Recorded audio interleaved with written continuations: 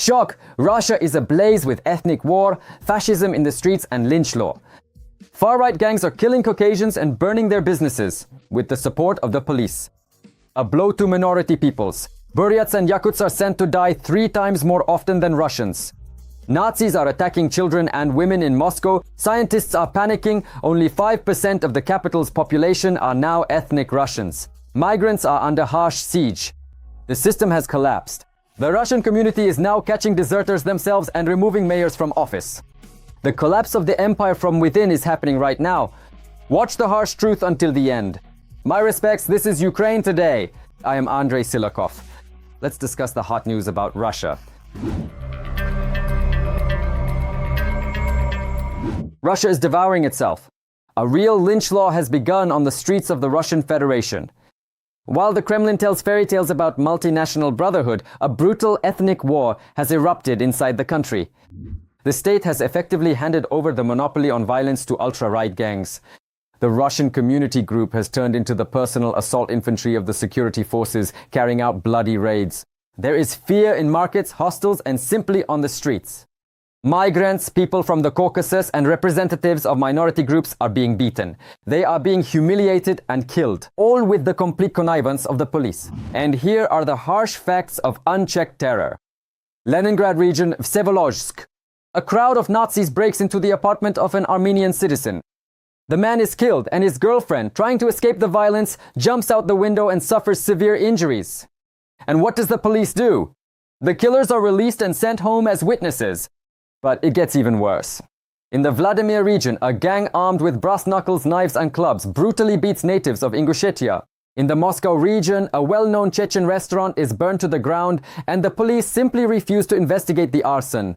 By law, raids, attacks, and threats can be classified as extremism. But the state is not interested in prosecuting these activists. As long as they are needed, they will be tolerated. They help keep society in fear. Lawlessness has reached the point where Nazis are kidnapping children and attacking their own fellow citizens. In the Lublino district of Moscow, thugs from the Russian community detained 2 Chechen schoolboys for no reason. And in the Moscow suburbs, a Nazi vigilante tried to forcibly throw a woman off a commuter train, mistaking her for a migrant. The victim turned out to be a Russian woman of Buryat origin, and she tearfully begged for help, but the Russian passengers just silently watched this humiliation. Meanwhile, a real demographic panic has begun in Moscow. Rostat tries to paint a rosy picture with fantastic numbers and growing migration, but reality hits hard. Scientists are in a panic. The share of Slavic population in the metropolis is rapidly declining. Only 5% of native Russians in Moscow are now in their 3rd generation. Migrants are having 3 or 4 children, while Russians are dying out. In response, the authorities have imposed a regime of total apartheid, passing 13 anti-migrant laws. In Moscow, the number of Armenians, Kyrgyz, and Tajiks is rapidly increasing. The share of the Slavic population is decreasing. Discrimination has reached the point of absurdity. In St. Petersburg, migrants have been completely banned from working as couriers and taxi drivers. Their accounts on Yandex and Samokat are being blocked. Newcomers have been completely cut off from any opportunities. The system will no longer give them a single shift or a single order. Previously, they were massively removed from taxi driving in exactly the same way. People who for years broke their backs for pennies and carried the entire logistics of the metropolis are now simply being erased from the system. The ban will remain in place until 2027. The consequences we were warned about have not happened. There has been neither a collapse nor a multiple increase in prices. There is a normal reaction from the labor market, both in courier services and in taxi work. The state system of the Russian Federation has completely collapsed. Power has shifted to street gangs. The Russian community is already replacing the police and the FSB in Penza. These ultra-right activists independently tracked down, apprehended right in the stairwell, and handed over to the military a contract soldier named Nick, who had been on the run for a year and a half. And in Serdobsk, Nazis launched such an online harassment campaign against the city mayor for providing apartments to former migrants with Russian passports, that the official, out of fear, resigned. Russia is rapidly sliding into a bloody civil war on ethnic grounds, and this explosion can no longer be stopped. According to the investigation, the city administration illegally issued certificates for improved housing conditions to 2 large families whose members had recently changed their foreign citizenship to Russian. All documents will be thoroughly examined. and an investigation into possible violations will be conducted, in other families as well.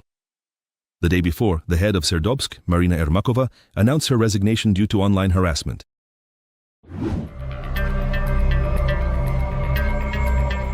China is finally abandoning Putin. The Celestial Empire is ruthlessly kicking Russia out of Central Asia and openly launching a creeping annexation of the historically Chinese territories of the Far East. The empire is falling apart at the seams, and Xi Jinping is preparing the final nail in the coffin, an urgent personal meeting with Donald Trump where the fate of the weakening Russian Federation will be decided without any involvement from Moscow. All the details of this humiliating geopolitical collapse right now. The collapse of Putin's empire, Russia is ceasing to be a center of influence and power. There's no need to be afraid. Whoever starts to panic will lose everything right away. But it's absolutely necessary to understand what might be happening. But that won't really change the situation, because the invasion of Ukraine became not just a military but also a geopolitical suicide for the Kremlin. And it showed the whole world the weakness of Putin's empire.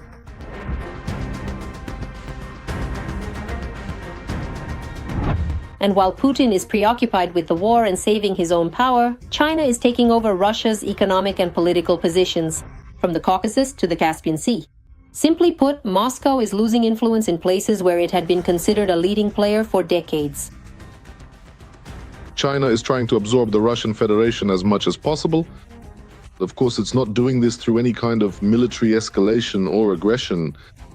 This is a soft takeover, a cultural takeover. It's a resource takeover, a technological takeover, a takeover in terms of formulating and integrating into a single financial system, because the Russian Federation now holds its central bank reserves in yuan, rather than, as before, in dollars and euros, freely convertible global reserve currencies. Since the launch of the Belt and Road Initiative, China has been steadily expanding its influence in Central Asia. It is financing roads, railway hubs, pipelines and more, turning the region into a new transit bridge between Asia and Europe, bypassing Russian territory. When the ruble itself is worthless and the reserves of the national bank, which affect Russia's economy, are entirely dependent on Beijing. When the machinery industry is dependent completely on Beijing, when high-tech sectors are entirely dependent on Beijing, when all the chips, again, are not solely dependent on Beijing, but including and probably primarily on it, what kind of sovereignty can we even talk about in this situation? Since September 15, 2025, Russians have visa-free access to China. And in Siberia and the Russian Far East, Chinese enclaves are already forming with their own schools, businesses, and culture. The Kremlin is not developing the region, but handing it over for settlement by foreigners. the relationship between Russia and China has always been intricately multifaceted and consistently shrouded in a sense of deep ambiguity. And in their shared history throughout recent decades, they appear to reflect not so much the standard relations of friends or partners or even formal allies, but rather the relations of situational partners and sometimes, during periods of tension, even competitors, sometimes regional and in some cases already partially global. Currently, China accounts for a third of Russia's foreign trade. As of September 2025, there are at least 13,000 legal entities with Chinese capital operating in Russia. The total revenue of these companies last year exceeded $41 billion. The relationship between Russia and China cannot be positive because this is the South Caucasus region, the Central Asian region. This has always been the zone of the CSTO BRICS, essentially the sphere of influence of the Russian Federation, which absolutely does not suit China. And we can even see how the Central Asian countries, Kazakhstan for example, are now closer to China in terms of both economy and security than to the Russian Federation, which, simply due to a lack of resources, is no longer able to maintain the influence it once had in these regions. Yet another blow to the Russian Federation.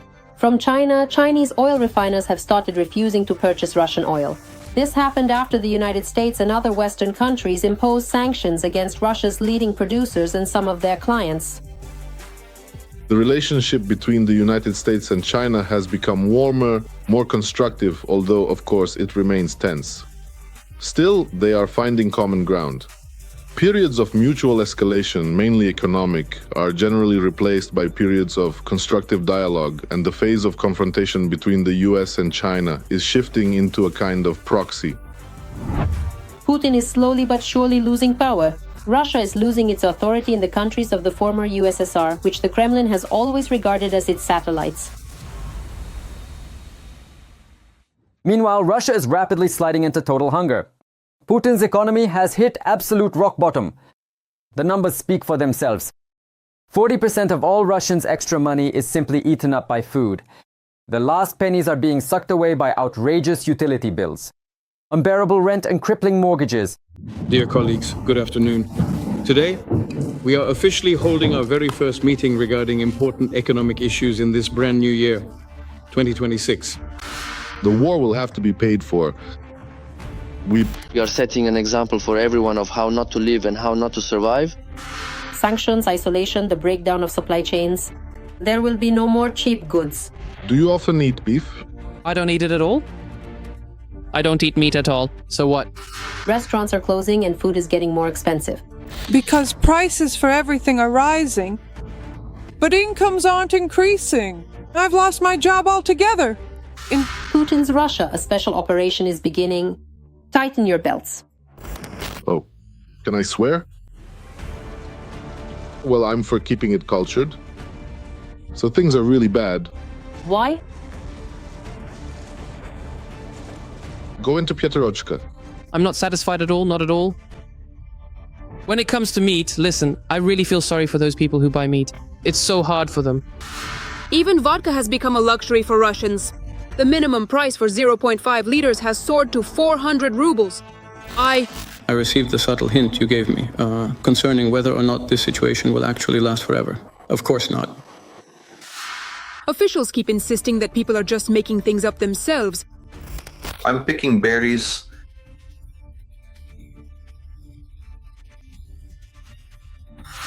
Don't worry, Putin has already taken care of you and even equalized the prices for rent and utilities. Absolutely every single thing that you see in the world around you. Everything is going exactly just as planned. According to plan. Despite record high utility payments, another increase is expected in the fall.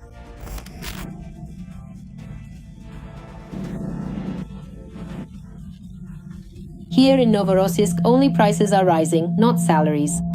That's the kind of roller coaster it is. Businesses are closing en masse due to higher taxes, and companies are becoming unprofitable. And no one goes to shopping malls anymore.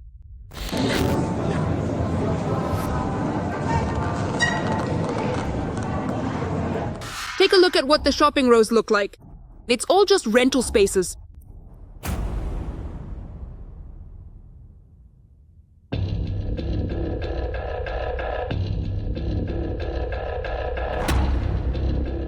After 27 years in business, a well-known Russian designer clothing brand has announced its closure.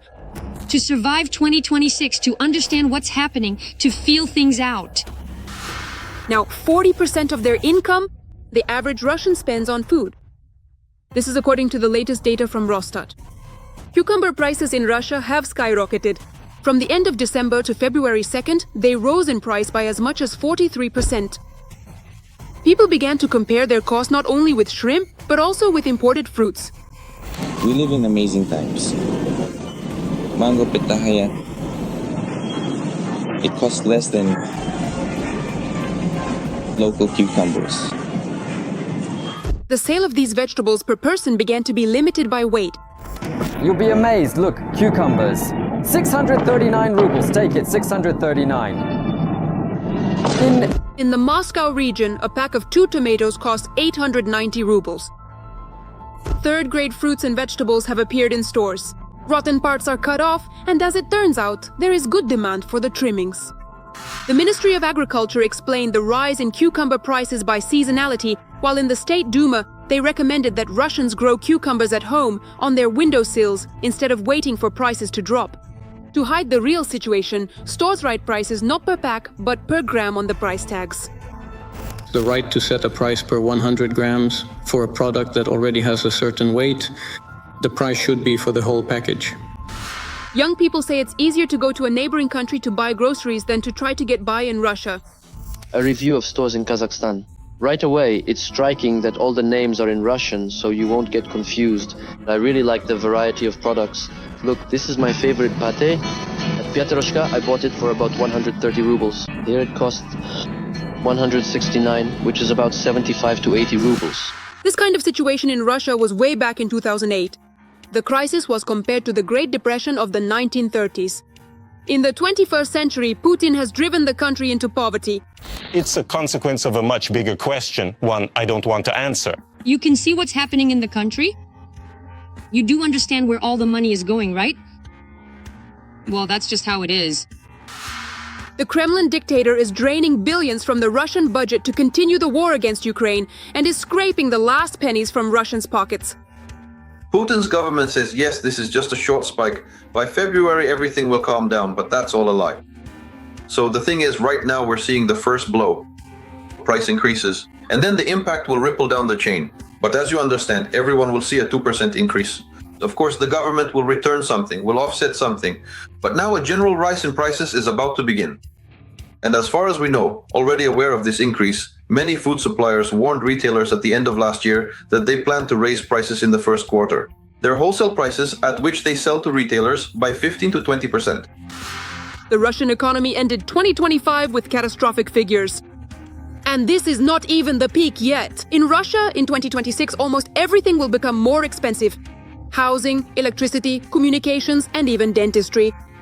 And the Kremlin continues to try to hide and ignore the economic consequences of its war against Ukraine, Western sanctions, and disastrous decisions in economic policy. We will have to wait and see, of course. The general expectation is that this period will be relatively short-term.